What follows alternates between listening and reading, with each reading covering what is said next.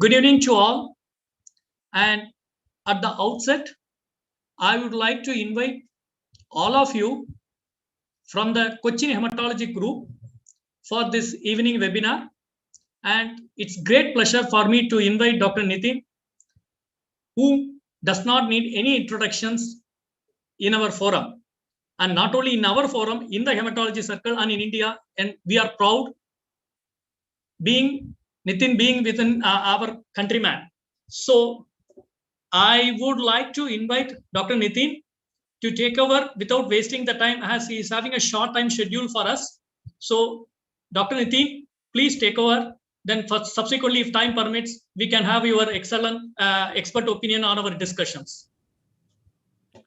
All right. Good evening, everyone. Thank you, Dr. Ramaswamy, for the kind introduction. So let me share my screen here.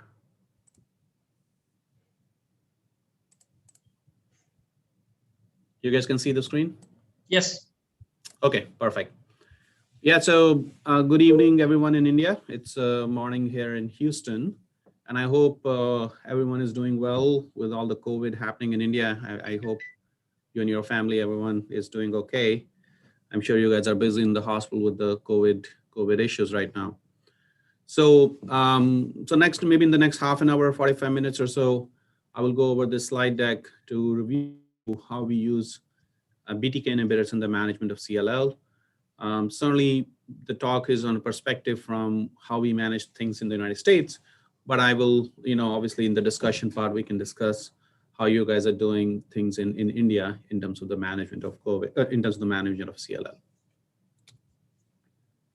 So these are my financial disclosures.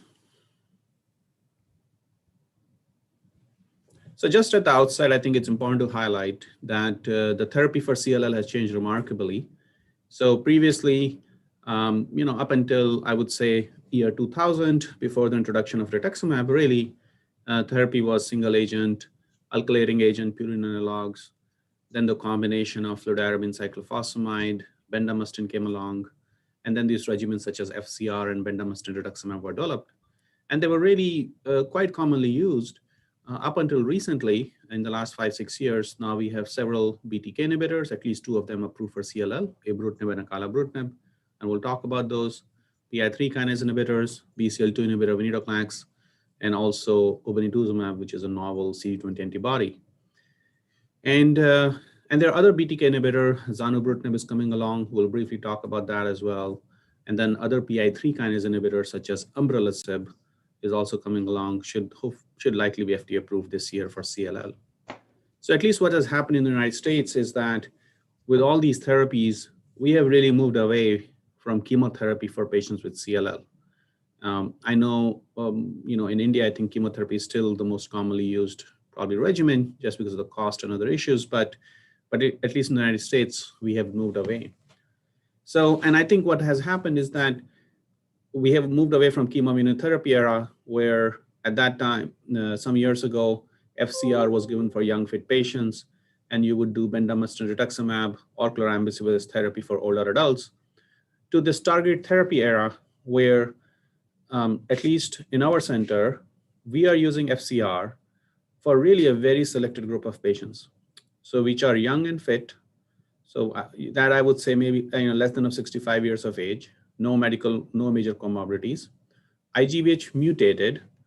So these are the patients who are IGBH mutated, and then do not have any TP53 deletion, TP53 mutation, or deletion 17p. And if you look at it, that group only constitutes around 10% of all patients with CLL who need therapy, because the median age of diagnosis of CLL is like 70, 72 years. And by the time they need treatment, average age is like 74, 75 years. So majority of the patients are not in this group. So for the remaining 90% of the patients, really targeted therapies have become the standard of care for patients with CLL. And I would also say that at our center, we have not really used FCR, I think, for several years now. We have a new regimen we have been exploring in clinical trials called IFCG, but that's the only clinical trial we have right now with chemoimmunotherapy. But practically, I think right now, 95+% of patients at our center for CLL are getting non-chemotherapy approaches. So what is the standard of care right now for frontline therapy for CLL? So if you, first of all, you need to meet the typical IWCLL treatment criteria. You cannot start a patient on day one with Rise stage 0 CLL on a BTK inhibitor because you just want to treat it. You have to have the treatment indications. If you have that, then you'll see if the patient has a deletion 17p or p3 mutation. Now, I would say that 17p deletion is frequently checked for patients, at least in the United States, I'm sure in India as well. But TP53 mutation is not commonly tested, also in the United States at majority of the centers. And I believe this is something which we should be doing routinely. Obviously, it's available in most of the next generation sequencing panel. And I think this should be done because you will pick up additional patients who are del17p wild type, or they don't have del17p, but they have a TP53 mutation. So if you have those patients should get ibrutinib or acalabrutinib. Venetoclax plus obinutuzumab for this group of patients has not shown to be beneficial long-term. I will show you some data. If you do not have that, and patients are young and fit, no major comorbidities, IGVH mutated, then you can do potentially FCR as we discussed before, ibrutinib, acalabrutinib G, or venetoclax G. If patient is unmutated or any older patient or major comorbidities, the three frontline targeted therapies, again, ibrutinib, acalabrutinib, and venetoclax G. So this is the standard kind of practice, I would say, outside of a clinical trial setting at our center. So the focus of this talk is a BTK inhibitor. So I'm going to spend the majority of time on BTK inhibitors and then briefly towards the end talk about some venetoclax-based strategy. But so we have at least 3 BTK inhibitors approved. Ibrutinib is approved, acalabrutinib is approved. They're both approved for CLL. Zanubrutinib is also approved, not yet for CLL, but other lymphomas, and hopefully will get approved as well. So what you see here is the kinase profile where ibrutinib hits BTK, but it also hits several other enzymes. Zanubrutinib is slightly more selective, and acalabrutinib appears to be the most selective among the 3 in terms of the kinases is hit. And its relevance is that and we'll talk about this, some of the side effects of ibrutinib may be coming off these off-target effects, which ibrutinib inhibits. But acalabrutinib and zanubrutinib are they don't inhibit those kinases as well. So maybe that's why we are seeing less toxicity with these second generation drugs. So ibrutinib is the first generation BTK, acala and zanubrutinib are the second generation BTK inhibitor. And then there is also a third generation LOXO 305, which is in clinical trials right now. So let's look at the actual clinical data. So very briefly about ibrutinib. So ibrutinib approval in the front line was because of this trial called RESONATE-2 trial, which was ibrutinib versus chlorambucil. And recently, Jan Berger from our group reported 5-year data where in the frontline setting, if you just give ibrutinib alone without anything, 5-year PFS was 70% compared to chlorambucil, which is obviously much inferior. So this is a number many times patients ask me what to expect in future. So I tell them ballpark, 5-year PFS of 70%, that you'll be doing well on therapy without progression, kind of thing, 5 years down the line. Ibrutinib has also been tested in this large study called Alliance study, because one of the criticism of the RESONATE-2 study was chlorambucil was the backbone, was the control arm. And at least in the United States, chlorambucil is not really used for patients with CLL. So this study was designed where the backbone is bendamustine rituximab, which is, or the control arm, which is a very appropriate comparison because BR is probably the most commonly, up until recently, the most commonly used chemotherapy regimen, more commonly used than FCR for patients with CLL. So this trial randomized patients ibrutinib rituximab versus ibrutinib versus bendamustine rituximab. These are generally older patients with CLL. And 2 points here, both the ibrutinib arms were superior to bendamustine rituximab. So if you want your patient to have a long progression-free survival, certainly ibrutinib is better than BR. And the second point here is that there was no benefit of adding rituximab. Obviously, using rituximab is just like something obvious. We do it for everything, in B-cell lymphoma, CLL. But it appears that in combination with ibrutinib, there's no benefit of adding rituximab. So we don't use rituximab at all, or we don't add rituximab when we are using ibrutinib for our patients. So now let's some time on acalabrutinib. So acalabrutinib, as I mentioned before, is a new BTK inhibitor or a second generation BTK inhibitor. And the trial which led to the approval of acalabrutinib in CLL is what is called ELEVATE-TN study. So this is a study which was, again, designed for older patients. You can see generally patients upwards of 65 years of age. And they were randomized into 3 different arms: acala-G versus acalabrutinib monotherapy versus G-chlorambucil. So there were 3 different arms in this study. Just to kind of highlight some of the baseline characteristics of these patients, the median age was 70 years. So again, we are treating older patients in this study, which is typically the age of CLL patients, which are seen in the practice. Other characteristics were kind of balanced across the arms. And this was the primary endpoint. So at 2-year mark, both the acalabrutinib arms were superior to chlorambucil arm. So clearly, acalabrutinib is the way to go as part of this trial. But intriguingly, there was a 6 percentage point PFS difference in favor of acala plus obinutuzumab as opposed to acala alone.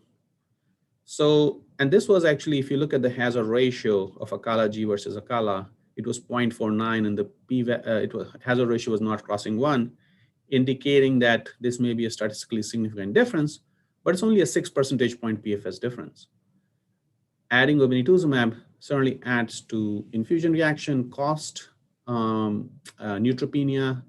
So I think a longer follow-up of this study, like a subsequent 3 or 4 year follow-up, will be essential to see how these curves play out. And we're hoping to have that result this year. When they look at the kind of different subgroups, high-risk subgroups of patients, the benefit was seen across, and no real surprises here in terms of favorability of acala-G and acala versus G-chlorambucil. And then again, as is true for BTK inhibitors, majority of the responses were partial remissions. And that is true for ibrutinib, this is true for zanubrutinib. You can get some complete remissions, but practically most of the responses with these drugs will be partial remissions. And again, that's what was seen here, 85% versus 81%. So high rates of overall response rate, again, which is consistent with what you see with BTK inhibitors. As is true with most studies with CLL, there was no OS benefit. It's difficult to show OS benefit in studies with CLL because obviously patients live long-term and you have to wait a long time to see if there is an OS benefit. Also, as is true with many of these studies, if you fail G-chlorambucil, you can cross over to acalabrutinib, and therefore you kind of nullify the OS benefit, which may have appeared if the patient was not crossed over. The other important thing you want to look at is the safety profile of acalabrutinib. So this is the kind of toxicity profile of acalabrutinib, acalabrutinib alone, and G-chlorambucil. What you see here, again, as I was mentioning before, if you add obinutuzumab, you add some myelosuppression, grade 3 or 4 neutropenia of 30% as opposed to 10% if you use acala alone. So certainly, that would be there. But the most important thing you want to look at whenever you're looking at a BTK inhibitor trials are these events of clinical interest. So which is atrial fibrillation first and foremost. So around 3.4% in the acala-G and 3.9% in the acalabrutinib alone. So I would say 3.5 to 4% of patients will develop atrial fibrillation, or at least in this trial develop atrial fibrillation with the use of acalabrutinib. Again, hypertension in a small number of patients, major bleeding was rare,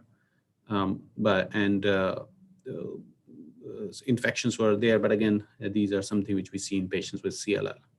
So overall, this risk of atrial fibrillation appears to be lower than what has been noted with ibrutinib, where upwards of 10 to 15% of patients can get atrial fibrillation when you're using ibrutinib.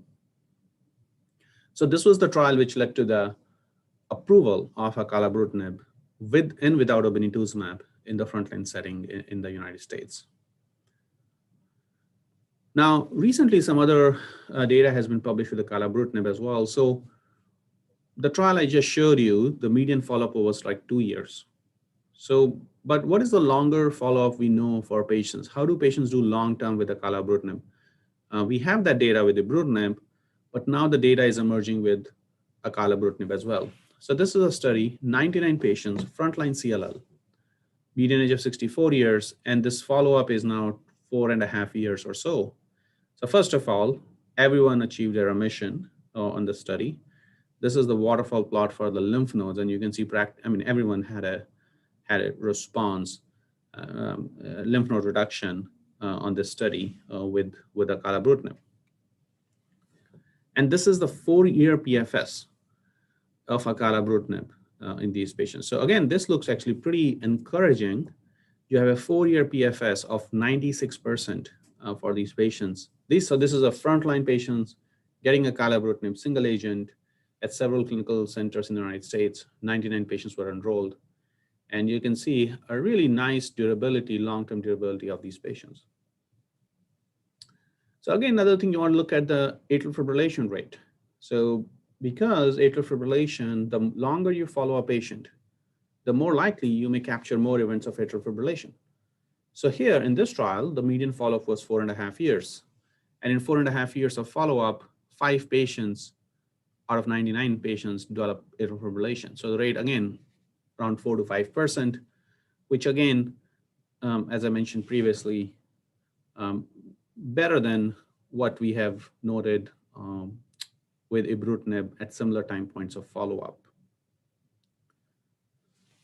So what's happening with acalabrutinib in terms of another important study is was called the head-to-head study of acalabrutinib versus ibrutinib. So this is a large study, 533 patients, where patients were randomized in the relapsed refractory setting, acalabrutinib versus ibrutinib. So this is a head-to-head comparison.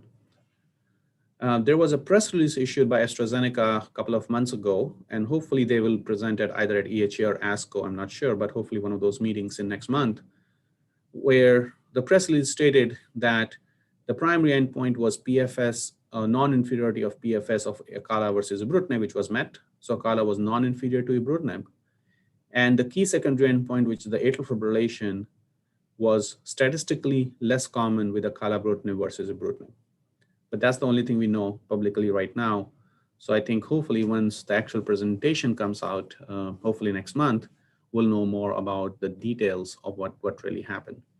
But that's a head-to-head trial. At least we know it was equally effective with less risk of atrial fibrillation compared to ibrutinib in a head-to-head trial. Now, acalabrutinib was also looked at in this large pooled analysis reported by Jennifer Brown, where one of the things the investigators wanted to look at the cardiovascular side effects. So what they did was they pooled together 762 patients from different studies where patients have received acalabrutinib. And these were different studies in CLL, including the Elevate study, which I kind of mentioned to you about. And then they pooled together all these patients who received acalabrutinib. And again, just to kind of highlight one point here, 4% patients with atrial fibrillation. So again, that number is consistent across different trials, even this large pooled analysis that around 4% of patients can develop atrial fibrillation after acalabrutinib. And again, this, in their summary, what the investigator stated, again, that this 4% rate, which overall appears to be better than what you would have seen with ibrutinib for these patients. But again, I think when the head-to-head data comes out next month, hopefully we'll be able to compare in the same randomized fashion atrial fibrillation rate between acalabrutinib and ibrutinib, and obviously compare other side effects as well as efficacy between the two BTK inhibitors. To kind of talk about the third BTK inhibitor, which is also very important in the field, is the zanubrutinib, which is a BTK inhibitor, which is also like acalabrutinib, another kind of a BTK inhibitor. And I just want to show you kind of one trial from this for this compound. This is 109 patients, and all had deletion 17p. So this is actually just a trial for deletion 17p. Zanubrutinib was given twice a day. The median follow-up is short. Again, you want to look at the rate of atrial fibrillation, which were around 3% here in this study. And then you look at the PFS. Again, these are only del17p patients. So as I mentioned previously, del17p patients, in my opinion, should be treated with a BTK inhibitor. So again, this data looks encouraging. I don't think we can say this is any better or worse than what we have seen with ibrutinib or acalabrutinib. I think so that's consistent that these BTK inhibitors can provide durable remission for patients with del17p or p53 mutation.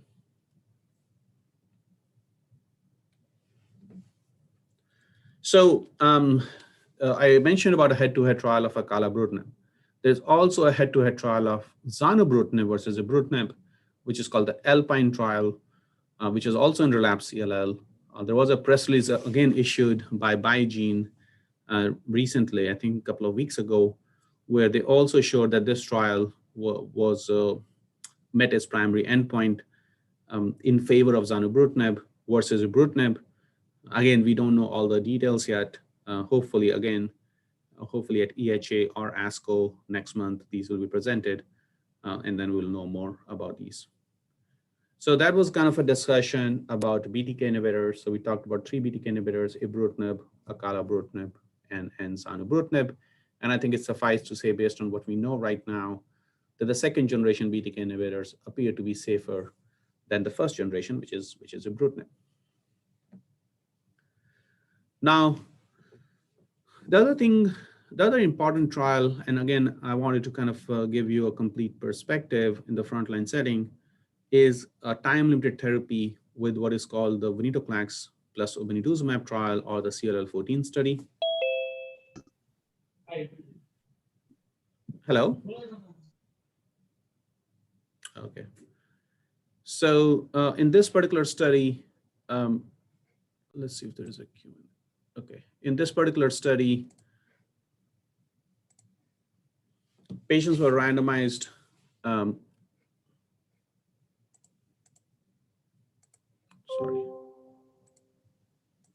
Okay, in this particular study, patients were randomized to receive venetoclax for 1 year plus 6 months of obinutuzumab, or chlorambucil for 1 year plus 6 months of obinutuzumab. And this was recently updated at the ASH meeting now 6 months ago. So these patients, the median PFS at 4-year mark was 74% for ven obinutuzumab. So these are the patients who basically get 1 year of therapy, then you stop their venetoclax, and this remaining part of the curve, the 3-year part, which is shown here, is without therapy. They're just being monitored. And what you see here is that the curve, it has a slope to it.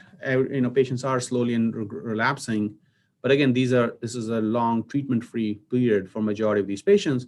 And it's still at 4 years, 74% are progression-free. Now, one thing I mentioned is that for patients with deletion 17p or p53 mutation, this may not be the right strategy. Why that is that there were 25 patients in this study who were deletion 17p or p53. And that's the curve here, this blue line here. And what you see here is that when they stop therapy at 1 year mark, you see kind of these progressions in this step ladder kind of a pattern here. So these patients are progressing after you stop their venetoclax. If they did not have p53 mutation or deletion, then they are doing well. So based on this 25 patient study, or 25 patient cohort, I should say, the argument has been that these patients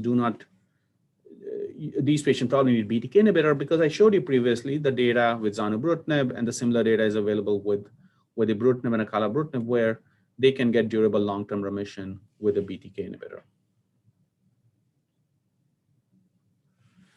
So at least in the frontline setting in the United States, we now have three approaches: ibrutinib, acalabrutinib, which again is with and without obinutuzumab, you can use it, and then venetoclax is typically combined with obinutuzumab. There are pros and cons of these approaches, and this is something I discuss with my patients in the clinic. If they're not going on a clinical trial and they want to get a standard therapy, ibrutinib obviously had the longest track record, but it's an indefinite therapy, low rates of CR, and then atrial fibrillation rates are high.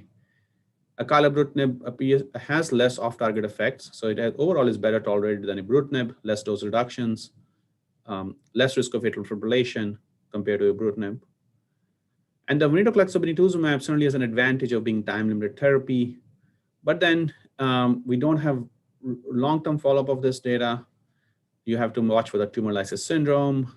Obinutuzumab is given IV, so you have to get them to the hospital or the clinic to get it. Neutropenia rate is high, so you have to watch for infections, or many times they need growth factors, GCSF support. And then the P53 patients, as I mentioned in the previous slide, do not do well with this therapy. So now looking at some kind of future directions in the last maybe 5-7 minutes is we talked about therapy as BTK monotherapy. We also have these doublets, BCL2, which is venetoclax plus antibody, acalabrutinib plus obinutuzumab. But we and others have started to look at now doublets of BTK plus BCL2. And also the triplets are coming along where you kind of all three classes of drugs, you mix them together. So let's briefly look at it. So we have been working on this combination of ibrutinib plus venetoclax for patients with CLL. And we reported initially this data in New England Journal a couple of years ago, but this was an update presented at ASH and subsequently, hopefully will be published soon. In this, we treated 80 patients with ibrutinib plus venetoclax. So there is no antibody here, 2 oral drugs. And what we did was, first 3 months was ibrutinib alone, and then the patients added venetoclax. And then the venetoclax plus ibrutinib combination continued for a total of 2 years. And then we did serial bone marrows on these patients, and these are all intent to treat analysis, 80 patients. So serial bone marrow, so what you can see here is that at 1 year mark, 56% were MRD negative on an intent to treat, 66% at 2 year, and as a best response, 75% of the patients were MRD negative in the bone marrow with these 2 doublet regimens, 2 oral drugs without any need for antibody. So that seems pretty encouraging for patients that you can achieve such a depth of remission in large number of patients with 2 oral drugs. And this has been now confirmed by the large Captivate study, which is kind of a similar trial design, but much larger international study, where again, patients get the same thing, 3 months of ibrutinib, then you do the combination of 1 year, and then they have some randomizations based after that, but let's not go into that right now. But it's suffice to say, when you do this regimen for 1 year, and they treated 164 patients in the series, 75% in the blood and 68% in the bone marrow were MRD negative. So again, this is a large international study, again, confirming very similar data, what we reported from MD Anderson single center study, that you can achieve high rates of remission in a time-limited therapy with the combination of ibrutinib plus venetoclax. Now, very quickly, the other thing which is happening now is this triplets. Again, these are early data. What triplet basically is, you have a BTK inhibitor. So a couple of studies are looking at ibrutinib. There's a study with acalabrutinib, and there's a study with zanubrutinib, and you combine them with venetoclax plus obinutuzumab. So that's kind of a triplet studies. Everything has Ven-G in it, and then you choose your BTK inhibitor. Small number of patients. The follow-up also of these studies has been relatively short right now. But overall, I think, again, high rates of MRD remissions we are seeing. Whether these are better than just the doublet of ibrutinib plus venetoclax, that's something we don't know right now. I think we need to get more number of patients treated with these drugs, with these triplets. We need a longer follow-up of these data to see whether you need triplets or you can just do very well with 2 oral drugs, such as ibrutinib plus venetoclax. And some of these data will come to us, hopefully in the next couple of years. What this slide shows is a first-line phase 3 trials currently happening in the CLL field. And many of them are actually have fully accrued. We're just waiting for the results. And then if you look at, they have a control arm has been chemotherapy. And then they have a variety of randomized arms. For example, the UK FLAIR study, a very large study, 1,500 patients. Patients are randomized to FCR versus ibrutinib rituximab versus ibrutinib alone versus ven plus ibrutinib. So again, this trial will help us know whether you need this doublet is better than single agent ibrutinib. CLL13 study looking at the chemo versus Ven-G versus Ven-R versus the triplet. And again, this study I'm actually looking forward to because this is probably the only study which is looking at Ven-R as a randomized arm. We always think of G, obinutuzumab, being superior to rituximab based on the CLL11 study where the combination was with chlorambucil. But we haven't really proven that in the context of new drugs that whether rituximab or obinutuzumab is better than rituximab. But in this study, there's a head-to-head comparison, so we'll know more when this result is out. Similarly, this particular study, chemo versus acala-ven, so double, 2 oral drugs versus the triplet. So again, we'll see that. And then if you look at the more recent studies, these are studies which are ongoing right now, where actually they have gotten rid of chemotherapy completely, no more chemotherapy. And then patients are being compared to ibrutinib versus other combination strategies. So again, these studies have not been reported yet. So I think I'm hoping that some of them will be reported in the next 1 to 2 years. And again, some of these comparisons will be very informative to see what is the ideal combination for these patients. So my second to last slide here, just kind of looking at the frontline therapy for CLL, you see that we do already have BTK inhibitor, so like ibrutinib, acalabrutinib approved, with and without antibody. We have BCL2 inhibitor venetoclax approved with antibody. But these combinations are happening, doublets, 2 oral drugs, or triplets. So we don't know which is the best one. Kind of the time will tell, but hopefully these randomized trials will help clarify. One of the other things when we're talking about target therapy, time-limited target therapies is what is the ideal duration? Should we do treatment for 1 year or 2 years, or should be MRD based? So that's something which is not clear right now. Trials are looking at different duration of strategy. So we'll see how the results pan out. Because one of the things you have to realize is that when we were using FCR, when we're using bendamustine rituximab, it was a time-limited therapy of 6 months. And then you obviously stop the therapy, you see what happens to the patient. If they relapse a few years down the line, you can use the same thing again. But then came the BTK inhibitors, where the goal was, oh, you need to give these therapies for the rest of their life. So now the field is kind of dialing back to say, hey, yes, we need to use the target therapies, but can we cut back? Can we develop a time-limited approach again, as we were doing it in the era of chemotherapy? So in conclusion, hopefully I have kind of showed you data with second-generation BTK inhibitor with acalabrutinib, which appears to be equally effective, at least based on the randomized study. Again, we don't know all the data, but based on cross-trial comparison, it appears to be equally effective and safer than ibrutinib. And again, as I said, the head-to-head trial data is awaited. And then there are lots of kind of combination strategies happening right now in clinical trials, including many in phase 3 studies, which are still awaited. And I think it will help decide how we manage patients with CLL in the next few years to come. So thank you for your time and attention.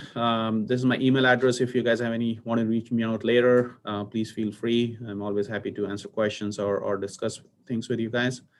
And we'll open up for, I guess, the next part of the symposium. Thank you. Thank you very much, Dr. Nitin. There are a few questions in the chat box. Before that, we have some few national faculties, and then after that, we can have a chat box discussion and a further discussion on the BTKi.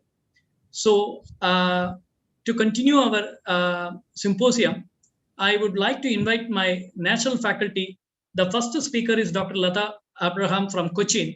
She is currently head of the department in hematopathology in Rajagiri, and she is going to enlighten on the defining the high risk CLL. Conventionally, we will go by the clinical risk stratification most of the time. Now, if you go by the various IPA prognostic score or most of the some of the few scores which has come up, they are including a lot of the new genetic tools for the categorization of the high risk to decide to define the treatment. Even they may not clinically fit enough to start the treatment. So whether to start or not, that will dilemma will be coming into our clinical day-to-day practice. Dr. Lata, over to you.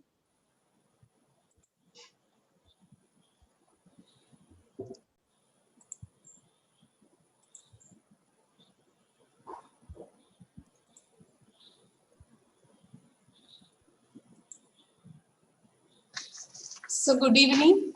I hope I am audible. Yes, ma'am. Yes. So after this highly informative and elaborate talk on the treatment of CLL, I will quickly rush through my topic, the risk factors associated with CLL. As we all know, diagnosis of CLL requires presence of more than 5,000 B lymphocytes per microliter in the peripheral blood, which is sustained for at least 3 months.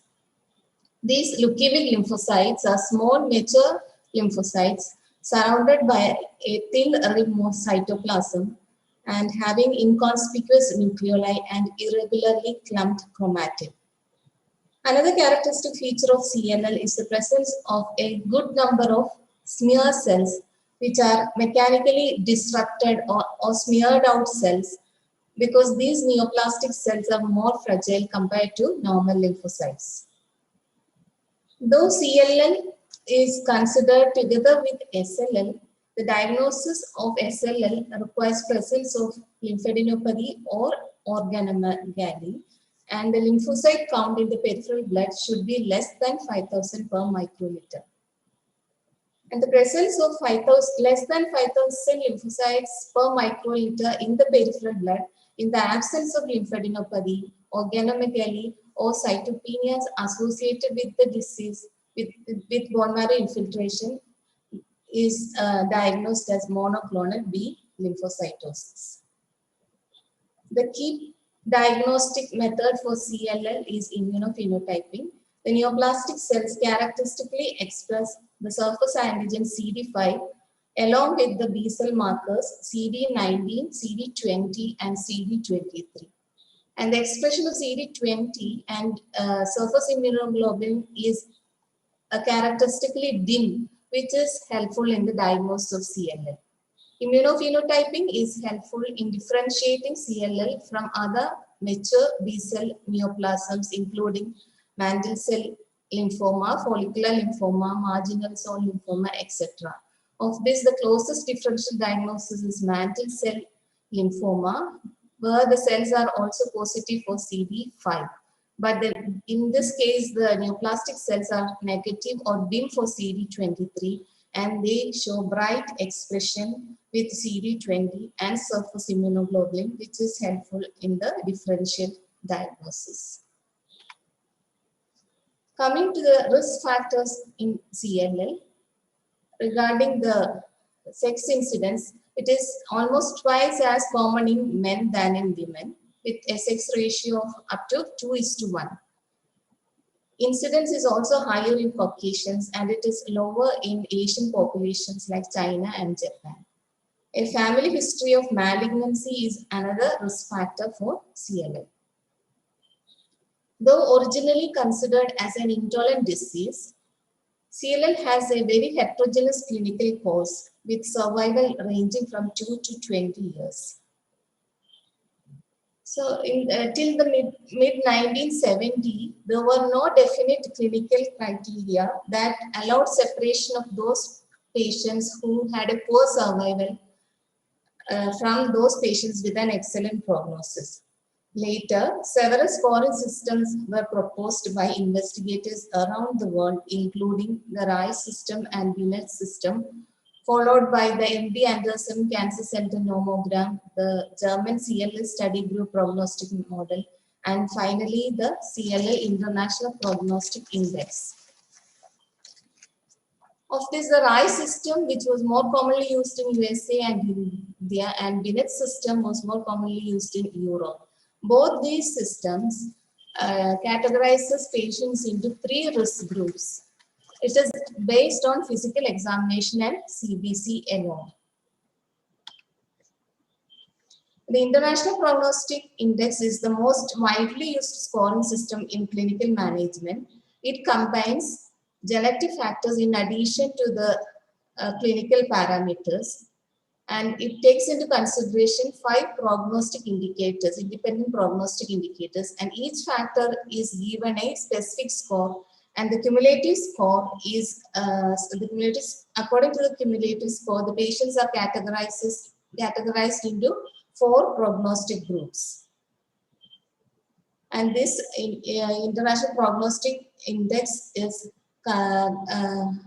superior over the MD Anderson nomogram in that it combines both clinical parameters and genetic factors, and it is found to have a better prognostic value in assessing the risk of CLL patients. The time to first treatment and the overall survival can be predicted from the CLL International Prognostic Index stratification system. In a low risk group, the probability of remaining free from therapy at 5 years is around 85%, whereas in higher risk group, it is only around 30 to 40%. And regarding overall survival also, the very high risk group has got a very low survival compared to the low risk group. The last 3 decades has also generated a plethora of prognostic biomarkers in CLL, including the serum markers like thymidine kinase, beta-2 microglobulin, lactate, dehydrogenase, lymphocyte doubling time, immunophenotypic markers like CD38, ZAP70, CD49D, IGHV mutation status, chromosome updations, gene updations, and microRNAs. All these factors have got definite role in assessing the risk in CLL patients. In addition, deletion 70p or TP53 mutation is also known to have a role in predicting prognosis to specific therapy. The other predictive biomarkers are NOTCH1 mutation, CD49D immunophenotypic marker, and IGHV mutation status. Complex karyotype and microRNAs are also known to have predictive value. Chromosomal abnormalities have given further insight into the disease progression and prognosis and is of major consideration in developing treatment. The most common chromosomal aberration in CLL is 13q deletion, which is associated with a favorable prognosis. The worst prognosis is for 17p deletion, followed by 11q deletion and trisomy 12. About 60% of CLL patients harbor IGHV mutation and is associated with a good prognosis. The other 40% having an unmutated IGHV mutation status is associated with adverse prognosis. Other adverse prognostic factors include NOTCH1 mutation, ATM mutation, and TP53 mutation. Based on the presence or absence of IGHV gene mutation, the CLL patients are classified into mutated and unmutated CLL, and these Kaplan-Meier survival curves indicate the aggressive course of unmutated CLL compared with the mutated CLL. TP53 aberrations can occur in both unmutated and mutated CLL. The TP53 aberrations include both 17p deletion and TP53 mutation. The most common type of TP53 aberrations include a combination of TP53 mutation and deletion 17p. It accounts for about 2/3 of all TP53 aberrations. And TP53 aberration that is associated with an aggressive course, with a reduced overall survival and an increased time to first treatment. And TP53 mutation can also occur in the absence of deletion 17p, and when it occurs alone, this is known to have an independent prognostic factor in assessing response to fludarabine and bendamustine based chemotherapy. The overall survival rate is also very poor for patients with TP53 aberration compared to others. Cytogenetic complexity is another high-risk factor associated with CLL. It is defined as presence of 3 or more chromosomal abnormalities, and it is also an adverse prognostic factor in CLL in the presence of TP53 mutation. And when there is 5 or more chromosomal aberration, which is known as high cytogenetic complexity, it has got an independent prognostic impact on CLL patients. The current NCCN guideline define high-risk CLL based on these risk factors like TP53 mutation and IGHV unmutated status are associated with high risk. Among the surface markers, CD38, ZAP70, and CD49D are associated with aggressive course with a poor survival rate and poor and then increase, and it has also a role in predicting treatment response. Among the cytogenetic factors, 17p deletion is the worst prognostic factor, followed by deletion 11q. And complex karyotype with 3 or more chromosomal abnormalities, another high-risk factor for CLL.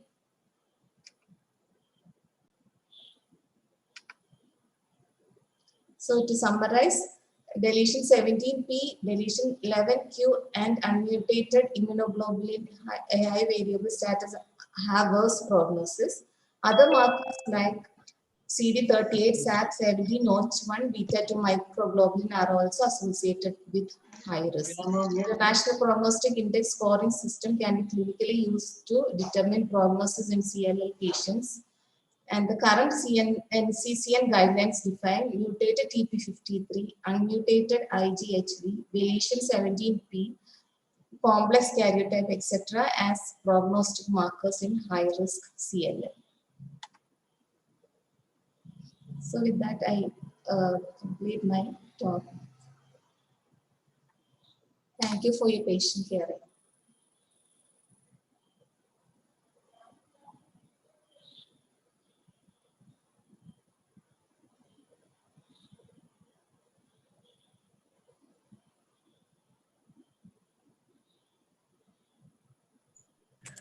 You're on mute. You're on mute. Sorry. Yeah. So thanks, Dr. Lata, for the excellent presentation. And now I would like to go for the next speaker, Dr. Mobin Paul. And I would like to proudly say that he is one of the person in our CH group, very active in arranging the academic meetings. And through him, we were able to sail through most of the academic meetings with his presence. And this time also, he is the one playing a main role in arranging this meeting. I would like to thank him for that. And you can proceed, Dr. Mobin.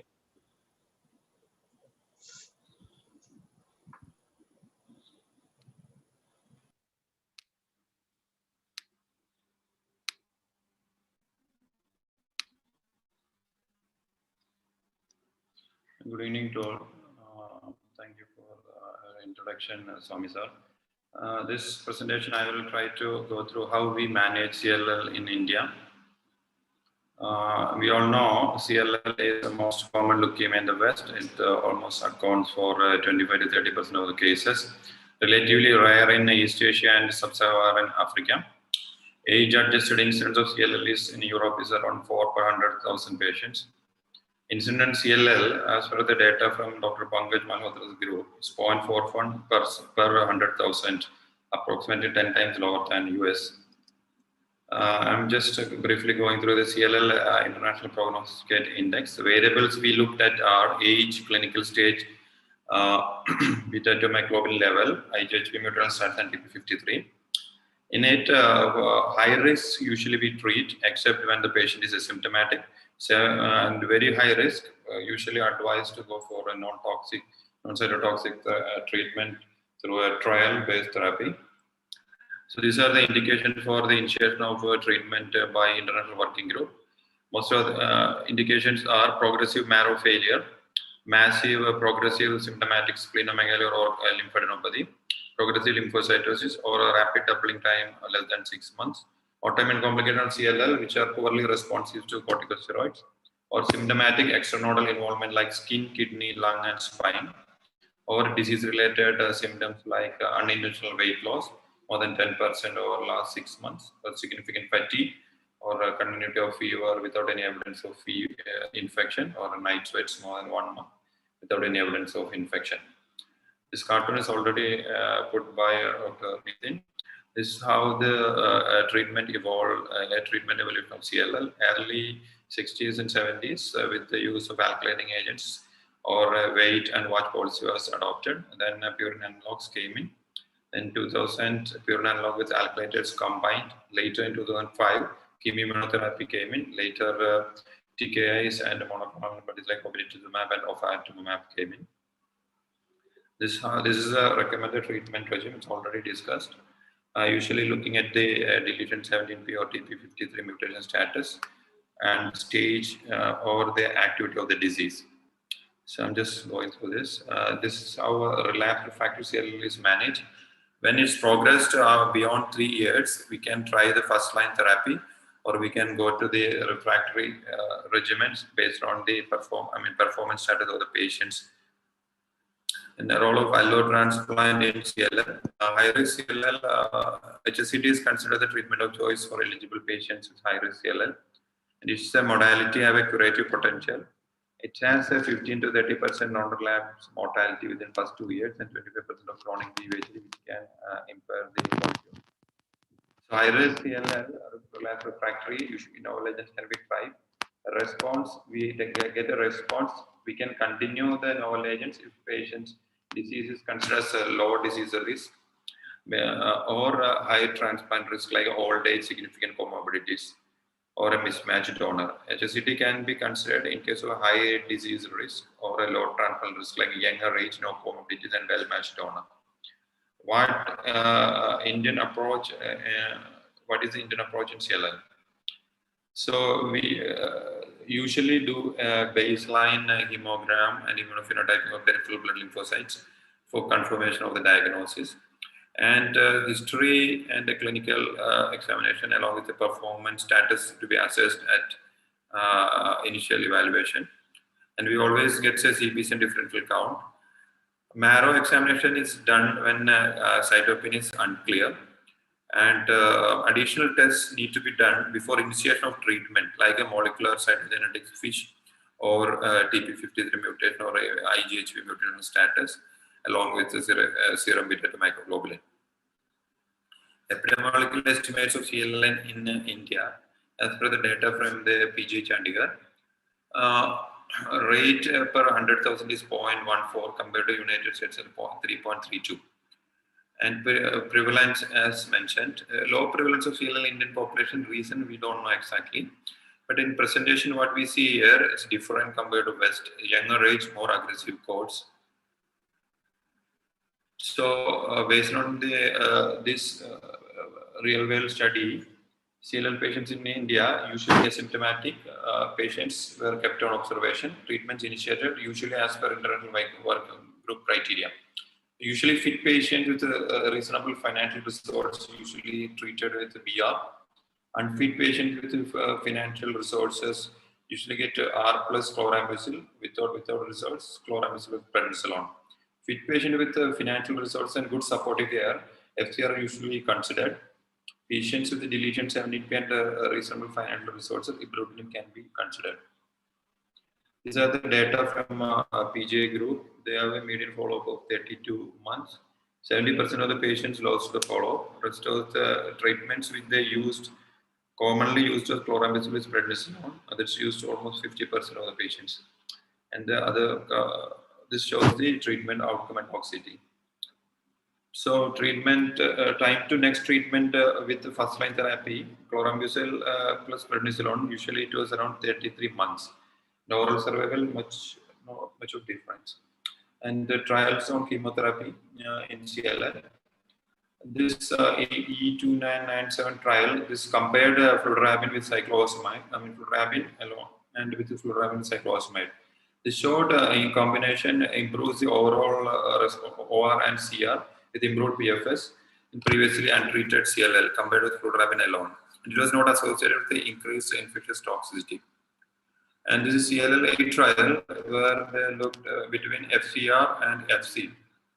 So there was a definite benefit in PFS, and long-term data showed that chemotherapy with FCR improves the PFS and OS in patients with CLL.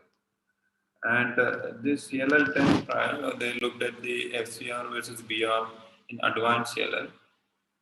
So this trial concluded as compared with the BR, FCR increases CR rate and the median PFS, but not OS.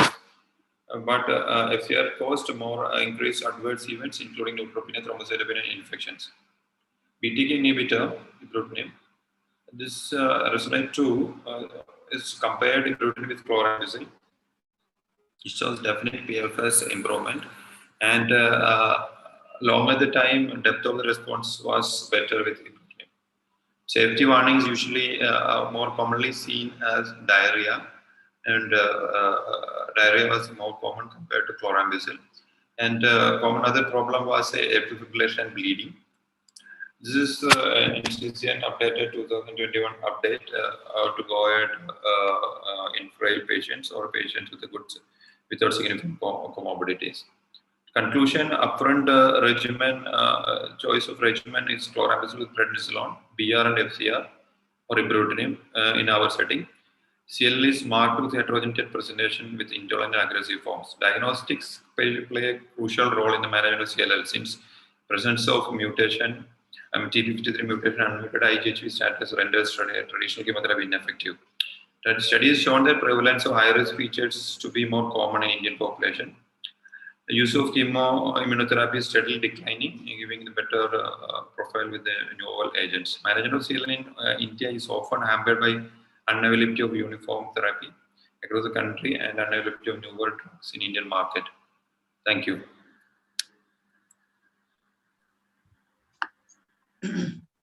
Thank you, Dr. Mobin. So, hope Dr. Nitin will be having some more time to share with us. And in that case, we can proceed for. Thank you very much.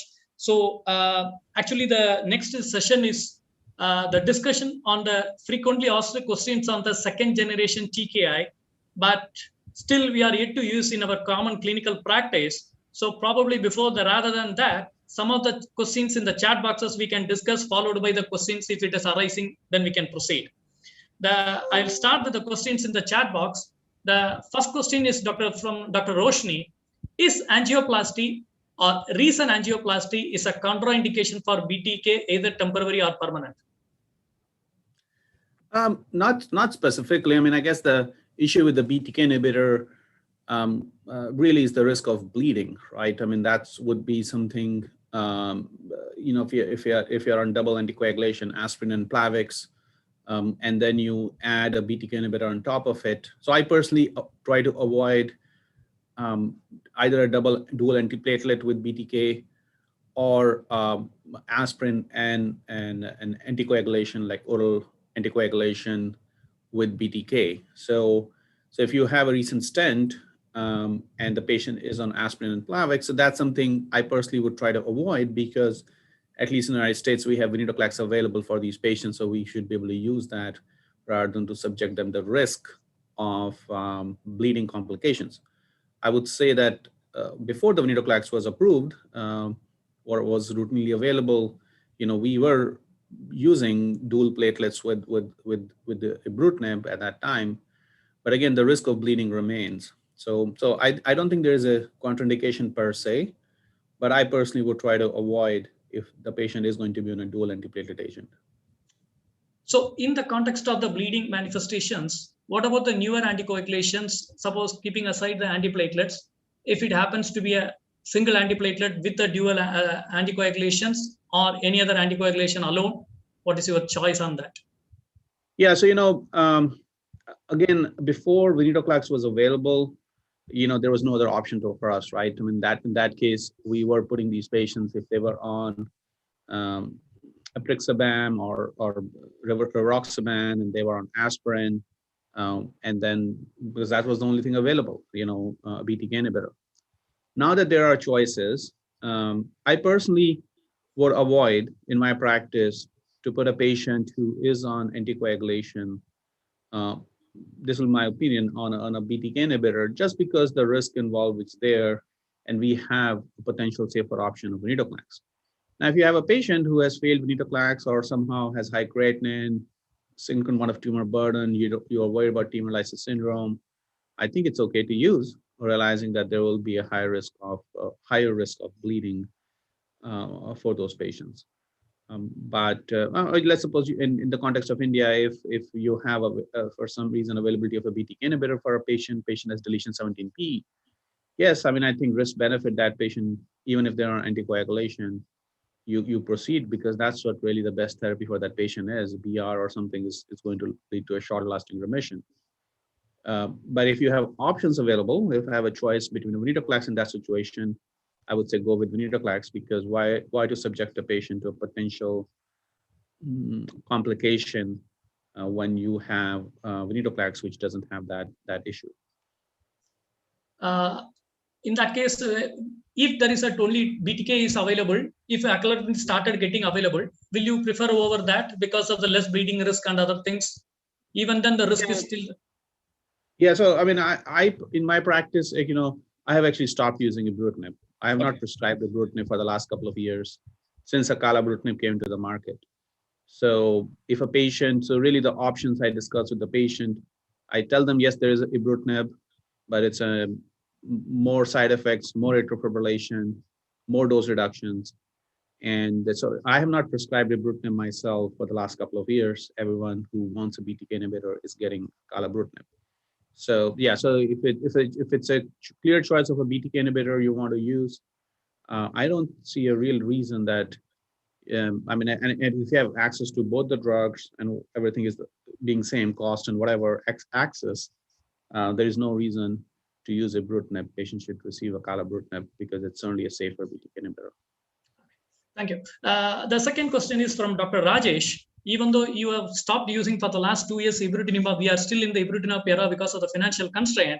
So what are the most important causes for the ibrutinib discontinuation? Is it the grade 1 events like simple musculoskeletal events or the severe ones? Yeah, I mean, so I think obviously the grade 1 and 2 events are common. So majority of the patients will have arthralgias, myalgias, so those typically, I would say, doesn't lead to discontinuation of ibrutinib, but can lead to dose reductions. So you can drop to 420 to 280. I have many patients on 140 as well, few occasional patients on 70 milligram daily as well. So you can manage those grade 1 or 2 side effects by dose reductions. Rarely, I would say that those grade 1 or 2 side effects lead to dose discontinuation. The main reason for discontinuation has been, I guess, atrial fibrillation, severe infections where patients is getting into, may not be related to ibrutinib per se, but I mean, if suddenly someone has a fungal infection, which have been associated with ibrutinib, PJP, all those things.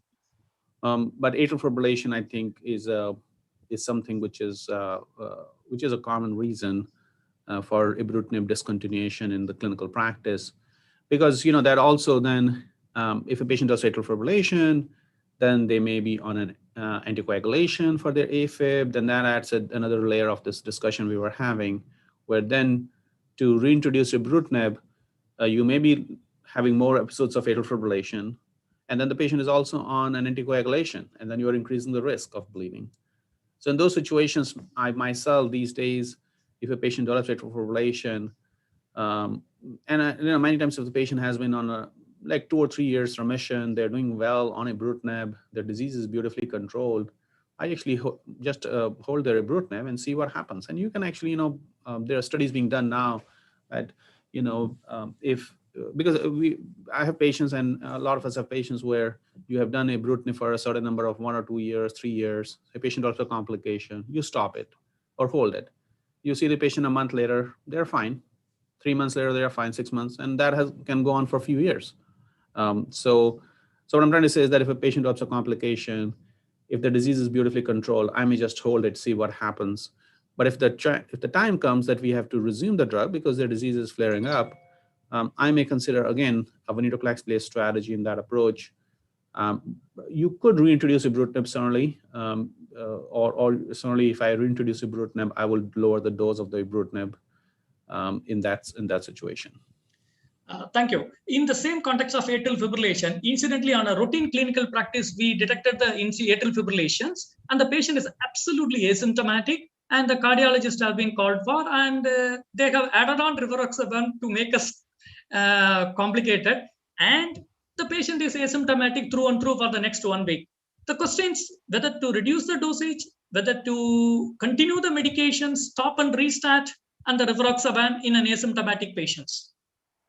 Yeah, so that's a tricky one. So I think in that situation, the guidelines will say for the first episode of atrial fibrillation, you reintroduce at the same dose.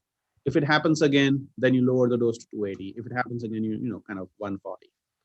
In my practice, again, what my practice was, I would say, when we were using more and more ibrutinib, is that even with the first episode, I will drop the dose to 280 milligram.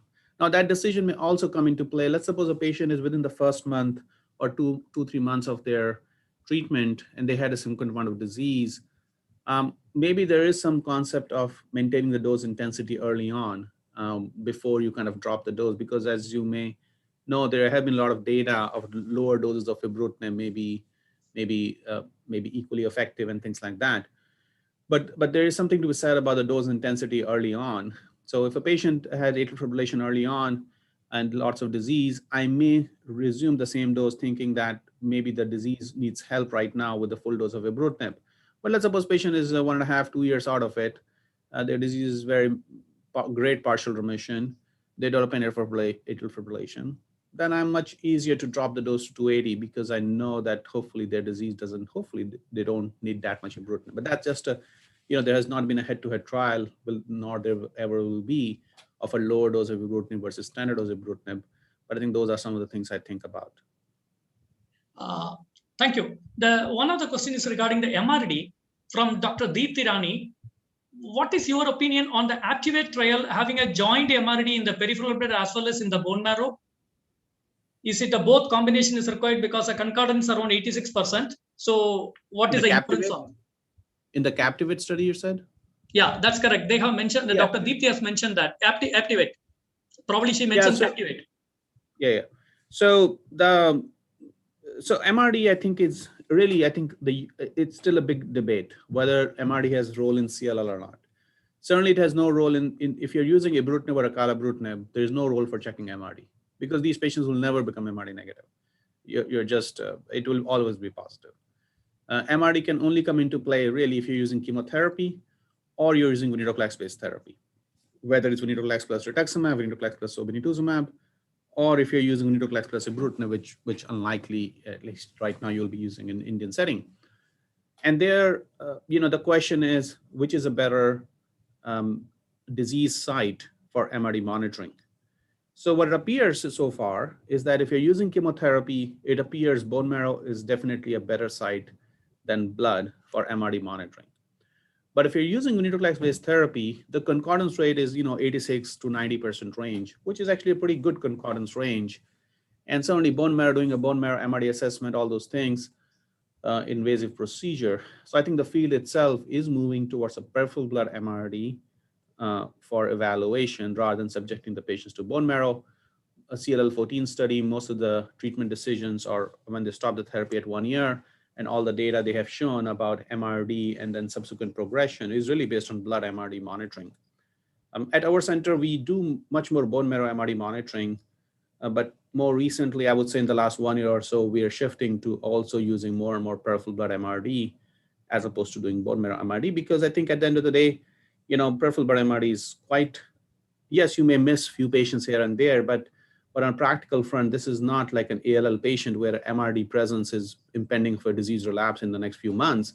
CLL patients with MRD, I mean, they do fine. I mean, they will do fine for the next few years. So I think there's a less of a, MRD has, in that sense, less of an important role as opposed to what role it has in B-cell ALL for that matter. So yeah, so we are using more and more blood MRD for patients as opposed to bone marrow MRD. Okay, so thank you. Dr. Mukesh question on the MRD has been addressed very clearly at this point of time. So Dr. Deepti again asked this question on the hepatitis B flare-up in the acalabrutinib. So, I mean, we routinely check hepatitis. This is part of our standard practice to check hepatitis, HIV for patients starting any therapy of CLL, not just acalabrutinib, venetoclax, antibody therapy, CD20 antibody therapy, chemotherapy. So certainly there has been reports of flare-up in the context of, I'm not sure if, I'm sure there are reports in the context of acalabrutinib, but there are certainly reports in the context of ibrutinib, obviously in context of rituximab, obinutuzumab, that if you have active hepatitis, it could flare up. If you had a previous exposure to hepatitis, it could reactivate. So there has been this thinking of, using prophylaxis for hepatitis B with the entecavir and things like that for these patients. So I mean, I think certainly that's something you should check in your practice before you're starting acalabrutinib for your patients. Okay, so Professor Dr. Pranab Kumar Bhattacharya from University of Calcutta asked two questions. One is regarding the inheritance. That is, does hereditary factor plays a role in the etiology of the CLL for the first degree relatives? And the second question is, the several large studies showing the genetic alterations in the CLL, including the SNPs, chromosomal alterations, and the alterations in the non-coding RNA and microRNAs, some of which can be used to determine the prognosis and to guide the treatment strategies. View on yours. So in terms of the familial CLL, this is a topic which has been studied to some extent, but not a lot of work has been done. There's certainly a slightly increased risk in the first degree relatives of having CLL, but it doesn't imply that you should be screening family members with a flow cytometry in the peripheral blood if someone has CLL. That is not the practice. The risk still remains very low. There are certain mutations, SNPs, which have been described. There are certain mutations like a POT1 mutation, which has been associated with familial CLL. So yes, I mean, I guess, but at the end of the day, I think it's not something I personally have not investigated much, nor that most centers are doing right now to look specifically at familial CLL, as familial MDS and all those other things have gone along in terms of the research paradigm. And yes, so there are mutations which have been described in the introns and the non-coding RNAs and other things. Some studies have shown that they have some prognostic implications. Again, on a routine practice, on a clinical practice level, we are not doing those studies, and most centers are not doing those studies to look at the mutations in the SNPs or mutations in the non-coding regions of the genome. But again, those are things which eventually will be done. But from a clinical standpoint, I don't know what their relevance is. The only mutation I would say which really matters from a clinical perspective right now is the TP53 mutation. But certainly there are other Notch1, SF3B1, BOG3. Those also we routinely check for our patients. But again, this on a treatment decision-making standpoint, what really matters is the P53. Everything else, I mean, we check it, but we don't really make decisions based on Notch mutation, for example, per se. Thank you. Last couple of questions. One is from Dr. A.K. Tripathi. What is a safe platelet count to start the ibrutinib therapy? And from Dr. Vinayak, another question is, how common Richter syndrome in CLL? I don't know, he didn't mention any, whether with BTK or without BTK. These are the two questions. Yeah, so the safe thing with platelet, I would say that the clinical trials which have been done, I think the cutoff they have used many times is 25 and 30, something like that. But certainly if a patient has a platelet count of 10,000, I probably will not initiate ibrutinib right at that time. For that patient, if you have to think maybe it's ITP or something, or if it's just the disease related, probably give rituximab or obinutuzumab steroids, try to control the disease a bit better before you initiate ibrutinib and get the platelet count up. I would say at least 25-30 range before you initiate ibrutinib for a patient. In terms of the Richter syndrome, that's a big topic in itself. So occurs in around 5% of patients with CLL. It's a tough disease. Median survival is less than 1 year. Historically, chemotherapy such as R-CHOP, EPOCH-R, those have been the standard to use. We are now using venetoclax, as venetoclax is being used for everything else. We are using venetoclax now with chemotherapy. So we have a trial with EPOCH-R-VEN. Also, we have a trial with R-CHOP-VEN. We also have a trial with venetoclax plus a checkpoint inhibitor. We have done some work with ibrutinib plus checkpoint inhibitor, which have been published. So I think these are the patients which are a tough scenario. I think in the context of India, you probably will end up treating them like a DLBCL, give them R-CHOP, but I think adding venetoclax probably is a good way to go for these patients if a patient can afford it. And then the goal should be an allogeneic stem cell transplant. These remissions don't last long. So I really should, if a patient is of transplantable age, to go for a transplant in this setting. Thank you so much. Thank you so much. And we come to the last session. That is the expertise management of the CLL in a case-based discussion. And if Dr. Nitin, if your time permits, please join us and enlighten us in our knowledge. And can I? Thank you. And anytime when you're, yeah, go ahead, Chipsy, go ahead. I just wanted to ask Nitin two practical points that I just wanted to know from him. One, it is intriguing that you've all moved away from chemoimmunotherapy while we are still, that is the standard of care here primarily. I just wanted to know, in case like when we have the steroid unresponsive autoimmune complications, in that scenario, is there a preference of which drug to use other than your deletion 17p and all that amongst the chemoimmunotherapy versus BTK or BCL2? What would you prefer? So I would prefer a BTK inhibitor. I don't know if there is much data with venetoclax in that setting in the context of immune hemolytic anemia. I typically do steroids. I generally do steroids and rituximab together for these patients. If it's a first episode, you do steroids, rituximab, they generally improve. And I just watch them at that time. If it recurs 6 months, 12 months down the line, in that situation, I do steroids, rituximab again, get their disease control, platelets count up or hemoglobin up, and then start them on a BTK inhibitor. And again, it could be either ibrutinib or acalabrutinib for that matter. I haven't used venetoclax in that specific situation. I don't know if there's a data with venetoclax in that situation. So I have more experience have been with ibrutinib or acalabrutinib in that role. Thanks. Thank you. Anybody else is having any questions? So I probably just want to let you know. Kinase? Yeah. I will. So I have to leave in a few minutes. I have another competing call coming up shortly. So you guys can carry on, but I may switch off. Yeah. But anytime in between you can lay off. Thank you very much. Hoping that to see you again in our online meeting, if not possible in person in the near future. Sure, absolutely. Looking forward to it. So and maybe I can answer this quick question someone asked about the PI3 kinase inhibitor before I go. So PI3 kinase inhibitors, the role has become quite limited. The efficacy has not been as great as a BTK inhibitor or venetoclax, and so we have and the side effect profile, is with immune colitis and whatnot. So we are actually using it really as a third, fourth line options after they have failed a BTK inhibitor or failed venetoclax.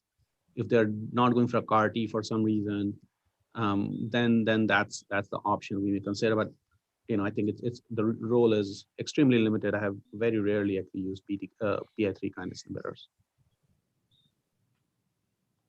All right, thank you everyone. I'll switch off. Have a good night. Stay safe. Bye. Stay safe. Take. The last session is our case-based discussion, and unfortunately, Dr. Chandran was not able to join with us.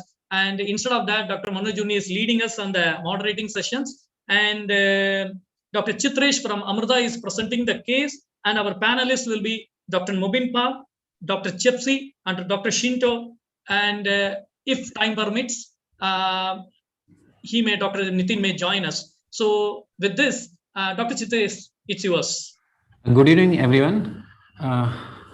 Myself, Dr. Chitresh. I'm a first-year PG resident in DM Clinical Hematology at Amrita Institute of Medical Science. At the outset, I would like to thank organizers for giving me a chance to present a case in such a esteemed conference and in front of all the great faculties. And to myself is also present Dr. Manoj Junni. Coming to the today's case,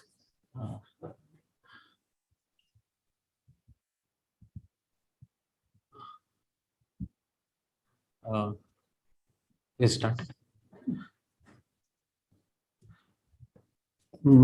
Patient named Mr. MP Joshi. He's a 54-year male from Ernakulam. He's a moderately built, middle-income man from he was working as a manager in a private firm in a Middle East.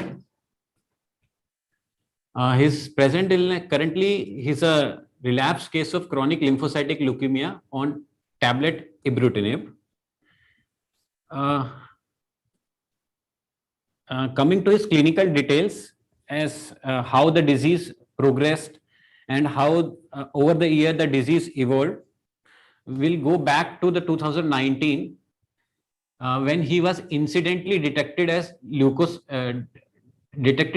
leukocytosis with lymphocytic predominance back in 2019 on incidentally on a routine blood checkup, where on initial investigation his hemoglobin was 14 milligram, total count was around 11,600 with predominance of lymphocyte, out of which 21% lymphocytes were atypical, along with many smudge cells. There was no organomegaly, no lymphadenopathy, and he was initially followed up irregularly by the general physician. Then in view of persistent leukocytosis for 2 years, and now he developed neck swelling also, which was on the right cervical area, largest was 1 centimeter. He was evaluated further for the disease. And on peripheral blood flow cytometry in November 2011, at the 44 years of age, he was found to have CLL. At that time, his CBC parameters were hemoglobin 14.4, total count 13.5, and lymphocyte being 65%, majority of cells, with platelet and hemoglobin were within the normal limit. Peripheral blood was normocytic, normochromic, with predominance of lymphocytosis and smudge cells. On peripheral blood flow cytometry, on gating the lymphocytes, they were positive, highly positive for CD19, CD5, CD45, and HLA-DR, and they were moderately positive for CD23, CD11, and 20, and were negative for T cell markers and other markers like CD25, 22, 10, 34, kappa, surface immunoglobulins, lambda, and other markers. But on checking for CD28, it was 12% positivity, and ZAP70 was showing 21% positivity. A final impression of chronic lymphocytic leukemia B cell type was suggested on flow cytometry, peripheral blood. Other investigations on the initial diagnosis was on karyotyping. He was having the model karyotype of 46XY, which is normal. There was no cytogenetic abnormality on the fish. Lymph node biopsies of the upper cervical lymph node, which was positive for PAX5, BCL2, 23, CD5, and weakly positive for 20 with high Ki index of 30%. Features were similarly suggesting of CLL bar SLL. Serum LDH was within normal limit, and there was hypogammaglobulinemia. So coming to the prognostic parameters, he was a middle-aged male with comorbidities of hypertension, Rise stage 1 with lymphocytosis and lymphadenopathy, Binet stage A with hemoglobin more than 10, platelet above 1 lakh, and less than 3 areas of lymph nodes were involved at the time of diagnosis with only cervical lymphadenopathy. He was only on the regular follow-up and observation at that time. Subsequently, for following him for continuously, there was on the CBC parameters in 2012 to 2016, his hemoglobin and platelet were within normal limit, and there was very little fluctuation in the hemoglobin and platelet count. But seeing the total WBC count, it was gradually increasing, but there was no rapid rise in the WBC parameters. WBC from 2012 rise from 20,000 to 44,000 in 2016, with lymphocyte being 56% to 63%. Then slowly the disease, in between this monitoring, he had